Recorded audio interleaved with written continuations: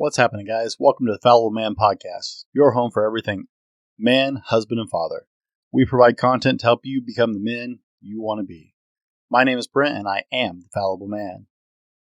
Guys, on today's show, and thanks for joining me, we're going to talk about 10 daddy tips that you want to know even before you are a father. That's right. This is a collection of traits that I wish somebody had shared with me before my girls were born.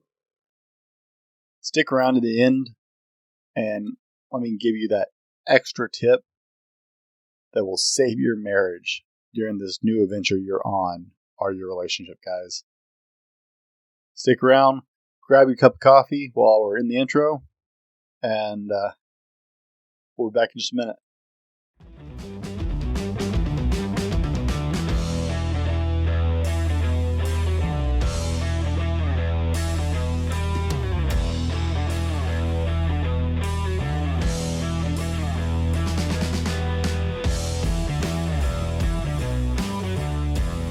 This is the Fallible Man Podcast, your home for everything man, husband, and father.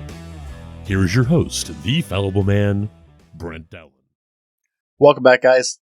My name is Brent. If you are new to our show, if this is the first time you're listening to the podcast, this is episode 10. Be sure and go back and check out some of the earlier shows. And if you're joining us on YouTube, hey guys, comment, thumbs up below. Guys, parenting is a multi-million-dollar industry. Let me say that again. Multi-million-dollar industry. Primarily because parenting is terrifying to all new or soon-to-be parents. Newsflash, doesn't actually change. It is terrifying to all of us. The difference is parents who already have kids and been doing it for a little while, we just learned to live in a controlled fear. Just a sec.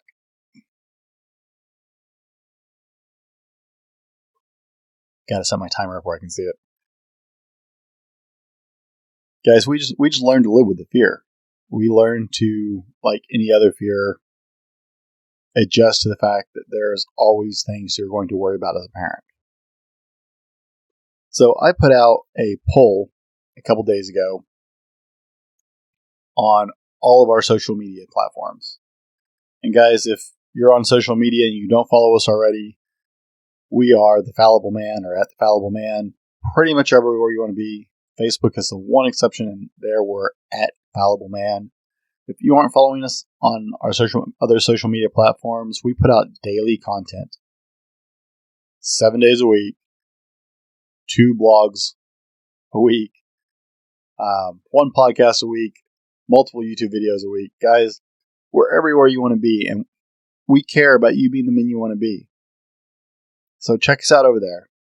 But I was really surprised because I put out on every one of my platforms, guys. I asked men collectively to share the one thing that they wish they knew before they became a dad. This show is all about dads, so this is all for you guys. Hope you enjoy this one. And I hope you learn something because I've got some great tips for you. I even put this out. I'm a member of several men's groups on Facebook. One in particular is rather large. I won't call it out by name. Men post stuff on there all the time, and there are thousands of members. Guys, feedback to them. It's a great place for men. So I was really surprised when I put this out on all of my content channels and in this group and asked for this feedback and got nothing. On every major platform, guys, I put it out there and asked men to comment, to tell me that one thing they wish they knew before they became dads. Zilch. Zip. Nada. I was totally just mystified. I shared that fact with some friends who are close to me and what I'm doing here, and they were just blown away too. That no one replied at all. Not even some of my closest friends commented. It blew my mind. So that tells me that either absolutely nobody knows exactly how to narrow that down, our people are more interested in gossiping about stupid crap than things that actually matter. So, I went a little farther and I started doing my own research because I have my own list. As a father, I have 2 daughters. I have an 8-year-old and a 6-year-old. And I have 7 nieces and a couple of sisters and sister-in-laws. I have a lot of women in my life. It's part of the reason that the Fallible Man exists. So this is near and dear to me, and I definitely have my list, but I didn't want to just give you my answers to what you need to know as a dad. So when I didn't get any feedback there, I started researching and digging and Googling, right? Because this is the world of Google. If we don't know, we just Google it. That's how we find everything these days. And I found a bunch of articles. Now, this isn't a huge surprise. As I said, this is a multi-million-dollar a year industry. I would wager it's closer to $1 billion a year industry. There are parenting books, parenting podcasts. There's some great parenting podcasts, by the way. There are some great parenting YouTube channels.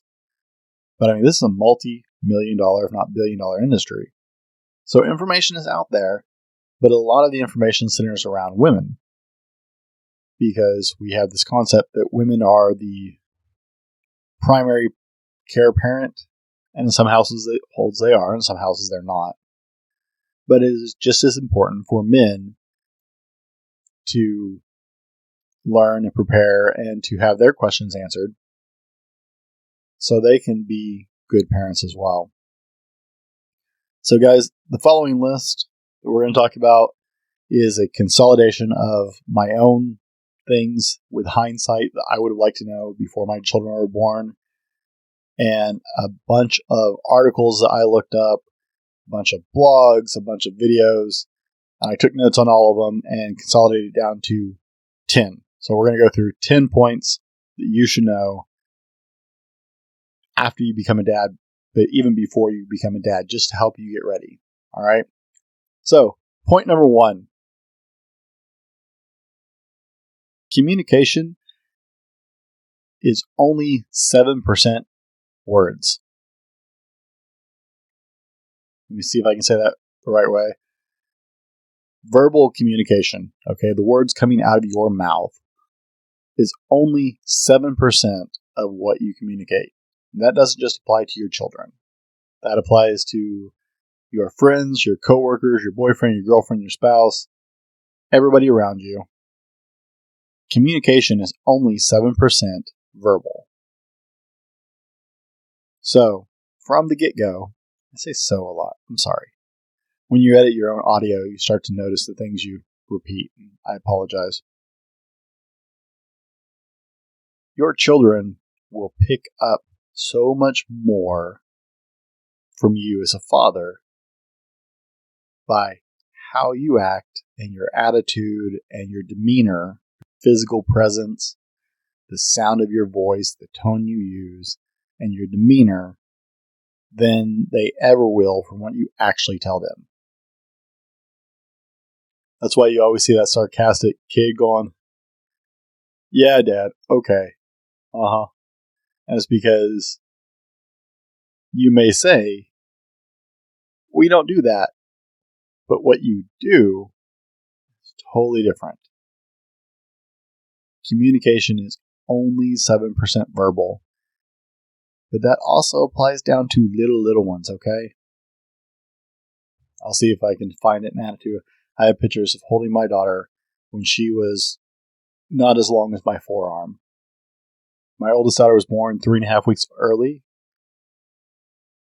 She was not exceptionally small for being a preemie, but she also wasn't a big kid either.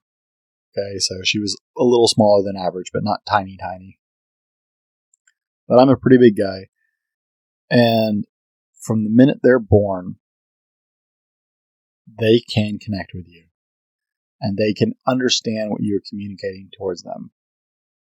I had the most incredible experience because less than an hour and a half after my daughter was born. At that stage, they're not even supposed to be able to do anything other than lay there like a lump. Okay? We're in the delivery room, and my newborn daughter is laying on my wife's chest. I went over and sat down on this couch they had in the delivery room and started talking to my wife. The minute I started talking, my hour-and-a-half-year-old child picked up her own head, turned, honed in on where my voice was coming in, and laid down facing that direction. My wife and I talk a lot to each other and enjoy our conversations, and my daughter had learned to recognize my voice while she was still inside my wife. While my wife was still pregnant, my daughter had learned to recognize my voice. They understand so much more than you realize from the minute they're born. They are picking up everything. They will learn more in those first 5 years than they will in the rest of their life. So understand, it's not just about talking to people or communicating with your child. It's about how you communicate with them, the voice you use, the tone you use, the physicality, how you posture yourself, how you stand. They are picking up everything you're putting down and more. That's number one. Number two, one of the most important things you need to know as a new parent is self-care is still important for both you and your spouse. And I'm going to say spouse because it's easier than saying, the person you had a baby with. You may be married or not my business, but I'm going to say spouse because I'm just used to it and it's easy to say. But self-care is important to you and your spouse, okay? Not just for you. You both need sleep. You both need to eat healthy food. You both need to have some sanity time. So, you may need to make some sacrifices early on where one of you sleeps in a different room at least one night a week, just to make sure you get some sleep, and then let the other one. So if the baby sleeps in your room or in your bed or however you do that, I'm not going to judge. I've gone it both ways with my kids. To make sure you both get adequate sleep, that may mean that you get up and bottle feed the baby and mommy gets to go sleep somewhere else for that night so that she can get the rest that she needs to take care of y'all's children. Likewise, that may mean that daddy goes and sleeps in another room one night so he can get the sleep that he needs to help take care of the children. If you got jobs, you both have to continue those jobs. And if you grind yourself into the ground by not getting the sleep you need, and you're going to have to take turns because sleeplessness is just the gift of having children. Any parent will tell you, you lose a lot of sleep as a parent, especially in the first couple of years. So, work with each other, guys. Self-care is super important. If you're not getting the sleep you need, you can't be the parent you need. If you can't get the sleep you need, you're not being the provider that you need to be, and you risk your job. You need to get proper nutrition. You need to have some sanity time where you're not taking care of someone else for a few minutes, and then help each other. Help her, help him. Help each other. Self-care is still really important, and most parents, I watch so many parents grind themselves into the ground in the first couple months and even that first year because they don't learn to partner this up. Okay? Pass the kid back and forth. I'm not saying like a hot potato, but pass the kid back and forth. Give each other some time to breathe. Give each other time to go to the gym. Give each other time to sleep. Take turns so neither of you are totally sacked. You will be better parents and you will get through the day a lot better. It's better for the kid and it's better for you. So take care of yourself and your wife. Now, the guys, these tips are in no particular order. Communication is important, right? Only 7% of your communication is verbal. Self-care is important. These are in no particular order. But guys, this one is a huge key, something I learned early on. Music for the win, guys. I've referred to it before on one of my other episodes. In case you missed that, I got so much crap from some of my friends for programming my children. The album Adele 25 is bedtime music in my house. Since the day they were born, when it is time to get ready for bed, I have turned on Adele 25 throughout the whole house. Why did I pick that album? I honestly couldn't tell you at the time. It was something that the kids already kind of responded to, and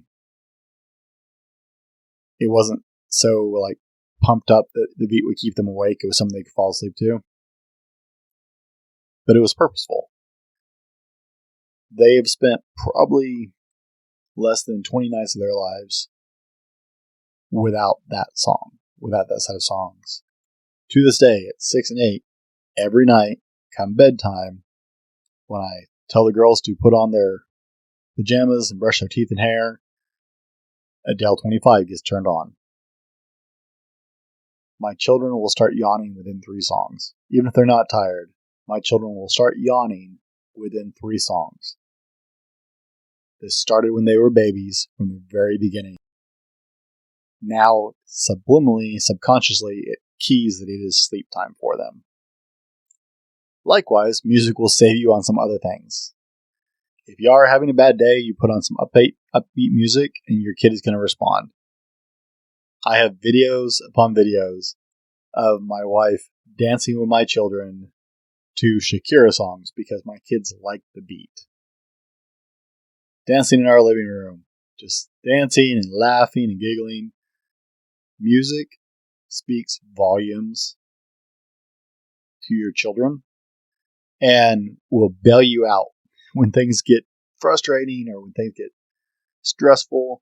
Music can change the entire mood, as well as, if you use it right, it can help you tame some other issues like bedtime. So find music that you guys love, that you're safe with your kids listening to. Likewise, I told you communication is only 7% verbal. You really have to watch the audio on some of the shows you watch, because even if your kid is not old enough to understand what is going on the screen,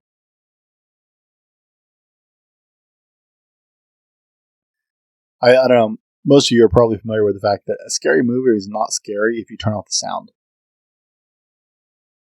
Like, you take the most horrifying movie you've ever seen, biggest scary movie, you turn off the audio track, it's not scary anymore. The images themselves are not enough to actually scare you. I was going through with my daughter recording a video the other day, and in my video editing software, I have some Halloween sounds. And she was amazed at just how some of the soundtracks just gave her the heebie-jeebies, because the audio was just that effective. So be careful what you're watching. Your kids will pick up on some really tense, like we used to watch a lot of police dramas. Your kids pick up on that, and it can throw off their entire sleep cycle because they're worked up because of this audio track off the show. Likewise, music can save your butt and give you a lot of peace and a lot of good times. So, music for the win, guys. Get it in your kid's life. You will be amazed at what you can achieve with some soundtracks. Create a soundtrack for your life. Create a soundtrack for bedtime. Create a soundtrack for getting up in the morning to set the mood. When you get up, put on something fun and lighthearted, and it will start the day better for all of you. It's crazy. Okay? Music for the win. Point number 4, co-parenting. Or tip number 4, co-parenting. I used to be a youth minister. I grew up a minister's kid. I've grown up with a lot of marriage counseling around me and done some relationship counseling and some premarital counseling over the years with people that I've done their wedding ceremonies for. And one of the biggest things people screw up and they totally miss when they're getting married is they don't talk about things they need to talk about. Things they don't think about talking about. Like, how do you celebrate Christmas?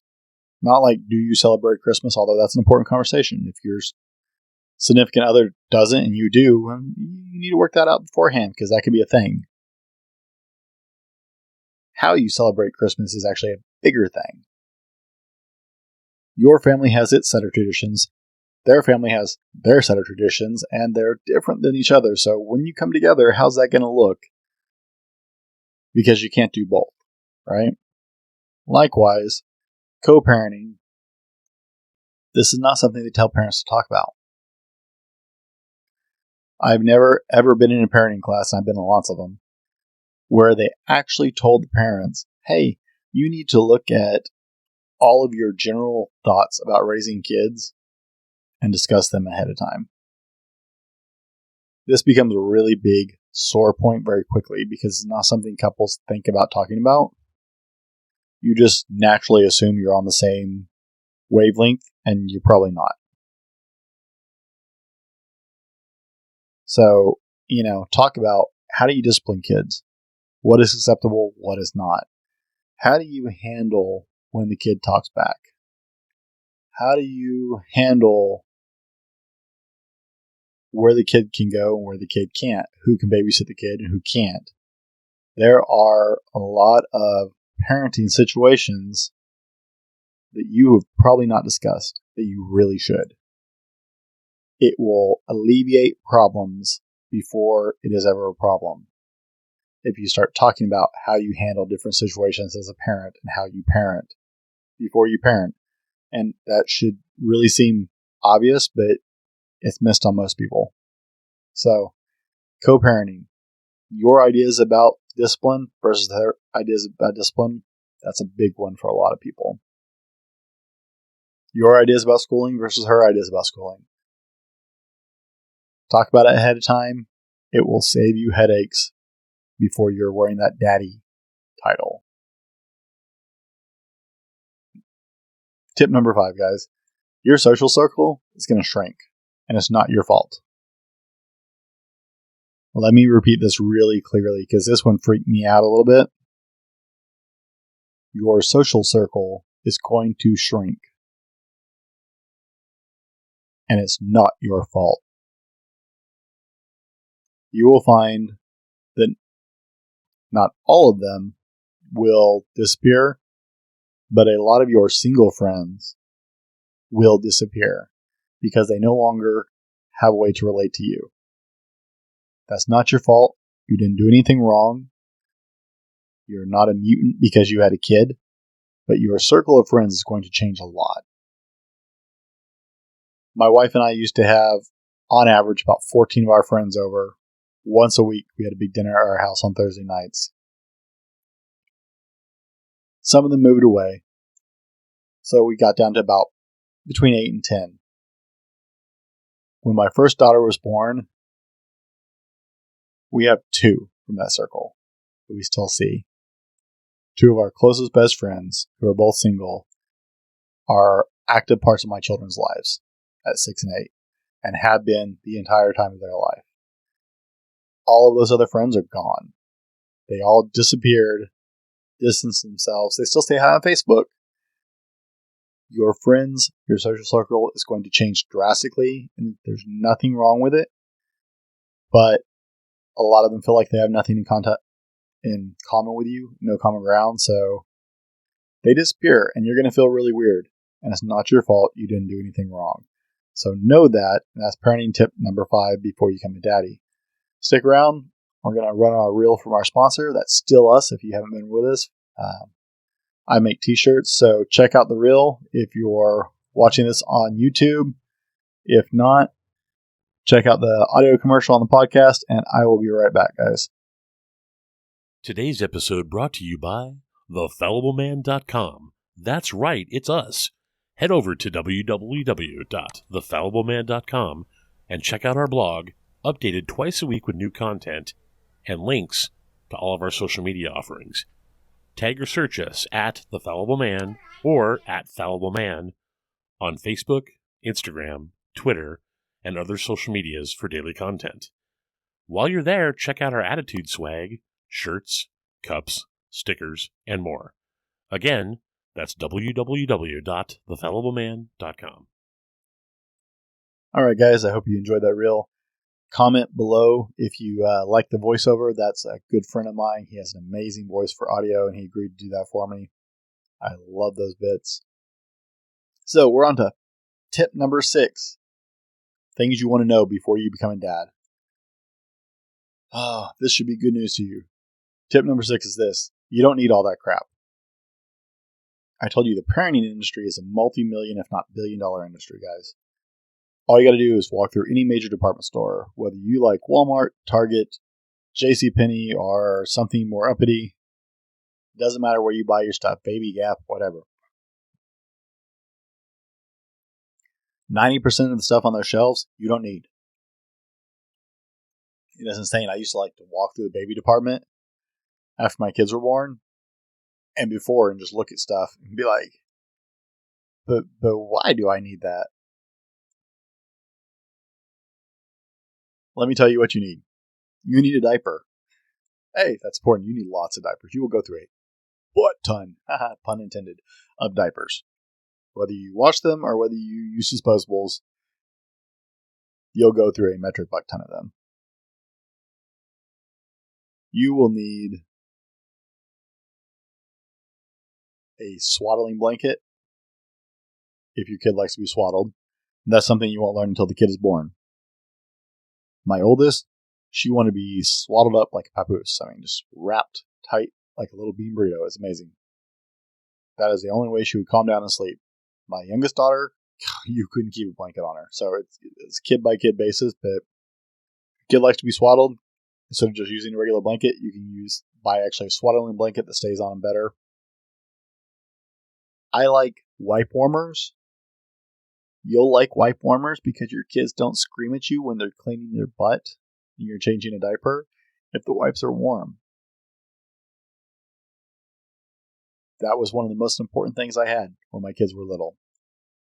But honestly, you don't need a $1,000 baby video monitor system. You don't need all the fancy stuff.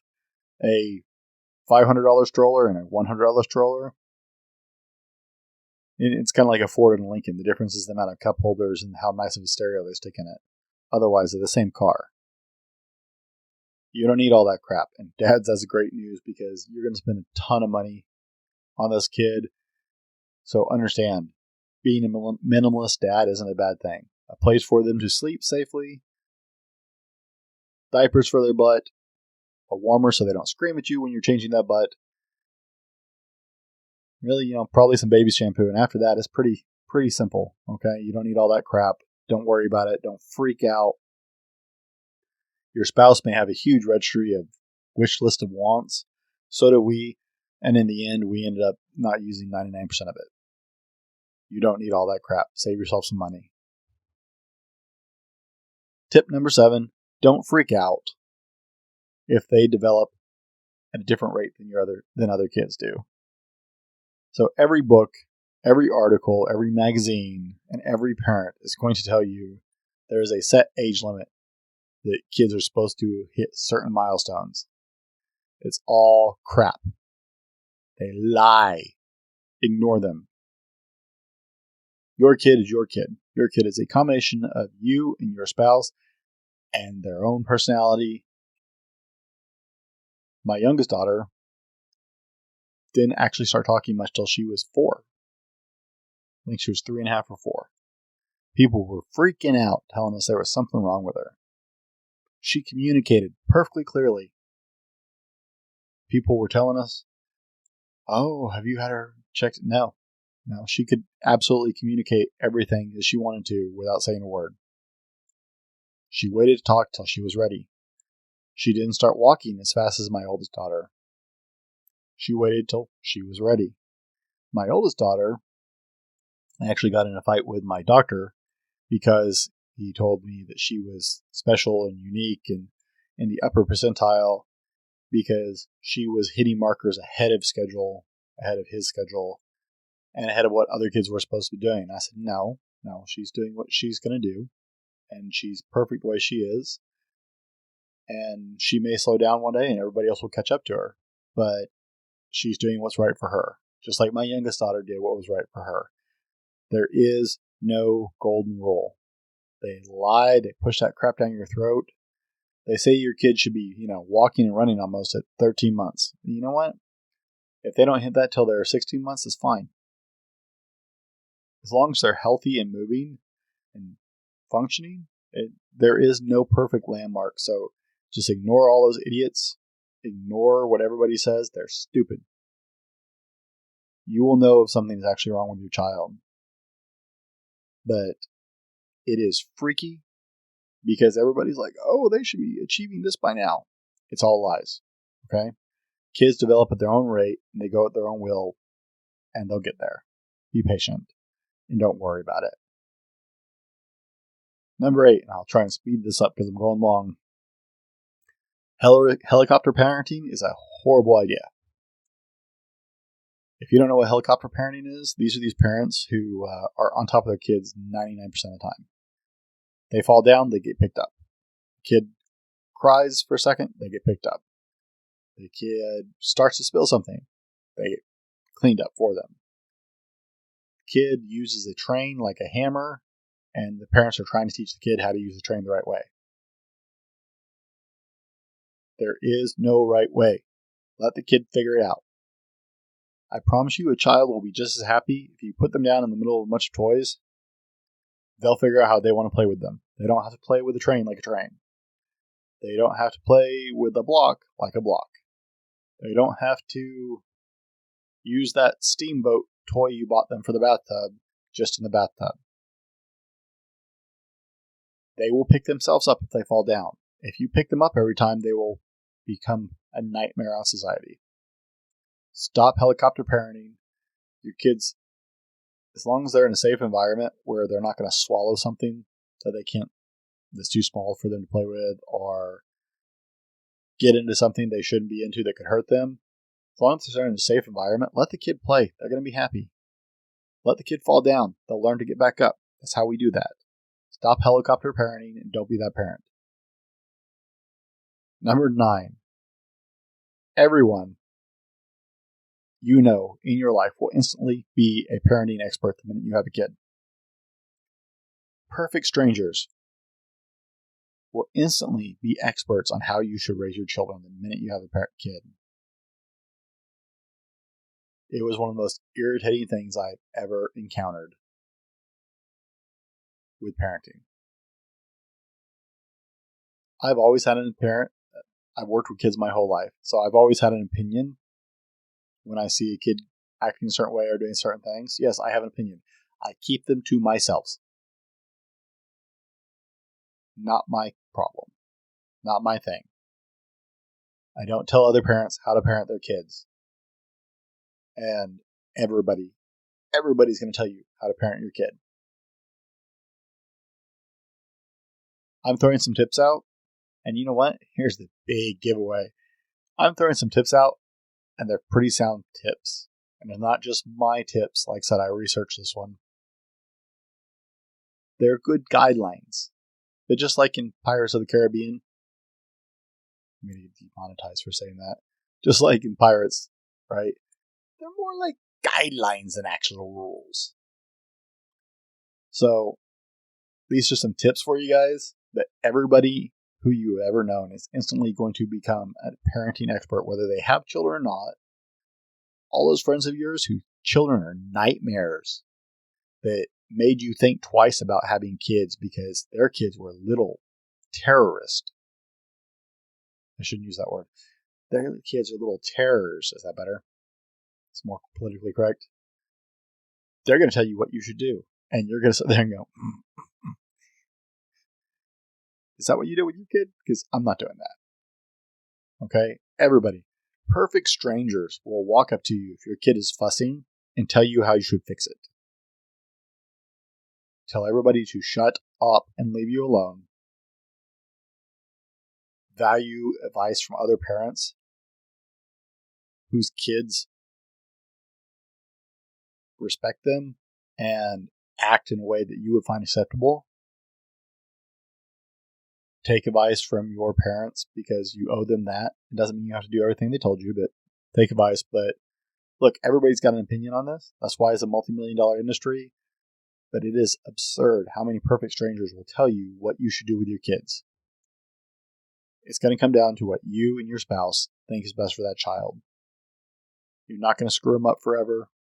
They can overcome anything you do anyway.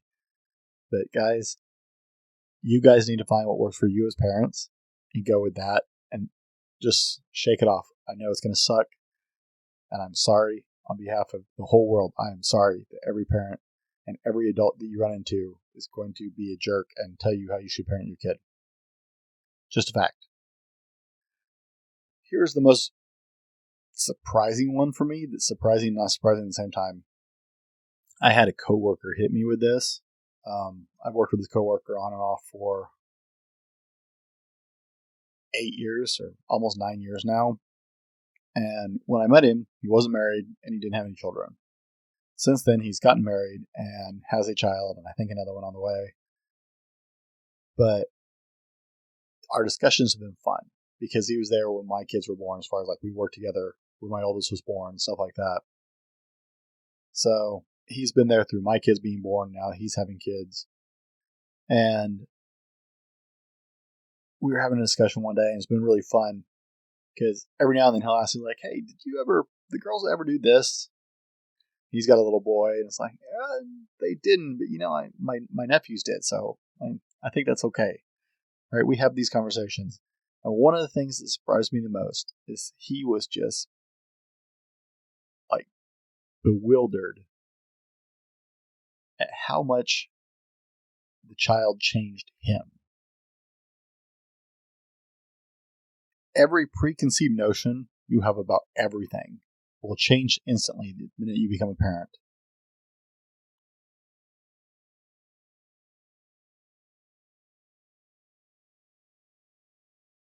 It will change the way you see the world. It will change your habits. You might find you eat healthier or start trying to take care of yourself better.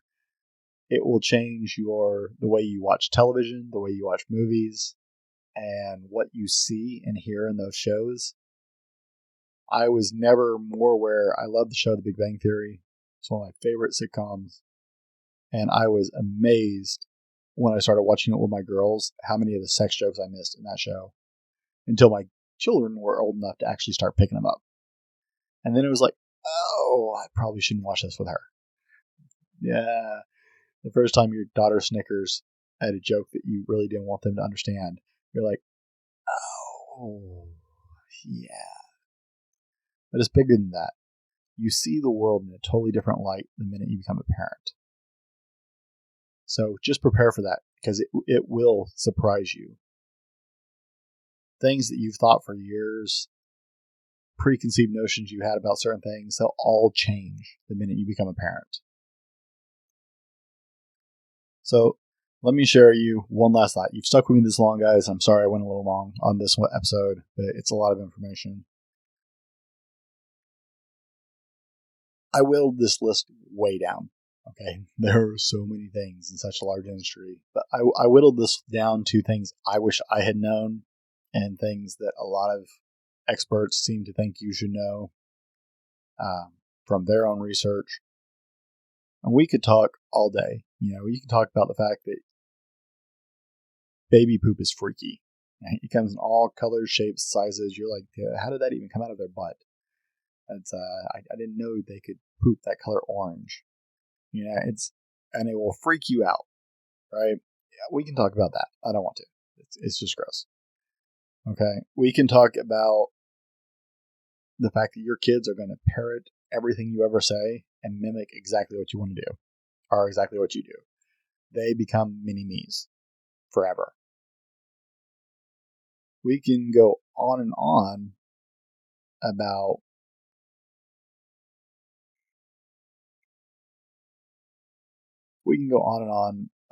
the fact that you will never, ever see peace when you go to the bathroom again.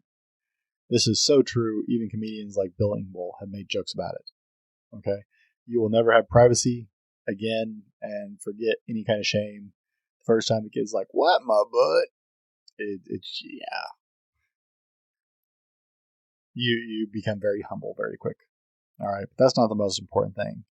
We can talk about all that. And if you read enough articles, man, all that crap is there. Here is something more important, though, that I want to end with. When your kid gets sick, especially, it's excruciating for both parents, especially when they're little. When they're little and they cannot communicate what hurts or what feels bad or how it feels bad so you know what to do about it, it is sheer agony. I've had some pretty serious injuries, and I'd go through most of them again other than deal with one time of my kids being sick when they were little, because it was the most powerless feeling I've ever experienced, because I want nothing more, and you will want nothing more than to protect that child and to care for that child and make their world okay. And when they're little and they can't tell you what is going on and why they feel a certain way, it will make you angry. It will make you hostile. It will make you will look for, because you can't readily fix it, you will look for a cause. Guys, this is so important. It's not your wife's fault either. Kids get sick. You as a parent, get them well. And sometimes you just got to write it out. But it is not your spouse's fault. One of the biggest mistakes I have seen in marriages is, as you start to feel powerless, like you've got nothing you can do about your kid being sick because you don't understand and she can't tell you how to make it better and blah, blah, blah, you get angry and you'll start lashing out if you aren't careful. And if you start taking it out on your wife or blaming your spouse for, well, if you hadn't done this, or you made them sick, or you exposed them to this, or you gave them that, don't go that road. They're upset just like you are. And those words can't be put away. They can't be taken back. Even if you apologize for them later, they can't be taken back. You will drive a divide between you and your spouse in one of the most important aspects of your life. This child should bring you closer together, not separate you farther apart. Do not contribute to that. And this is a weak, vulnerable moment when you can do this without even intending to. Do not take your frustrations over not being able to make your child feel better out on your spouse. It's not their fault. Guys, I just wanted to throw that out there because it will save your marriage. I've seen things like that in the marriage very quickly. And I've seen it way on a marriage years later after the kid's grown. It's crazy. You can't put that away once you start throwing that out there. Be stronger together. Face it together. It will take both of you to raise this child in a healthy way. Guys, I appreciate you sticking around for so long with me on this one. Thanks for taking the time to listen. I hope you enjoyed the show. Leave your comments below. Be sure and subscribe, follow, like. If you think we're putting out good content, head over to www.thefallibleman.com for more daily content. Thanks for this time together, and be better tomorrow because of what you do today. I'll see you next time. This has been the Fallible Man Podcast, your home for everything man, husband, and father. Be sure to subscribe so you don't miss a show. Head over to www.thefallibleman.com for more content and get your own Fallible Man gear.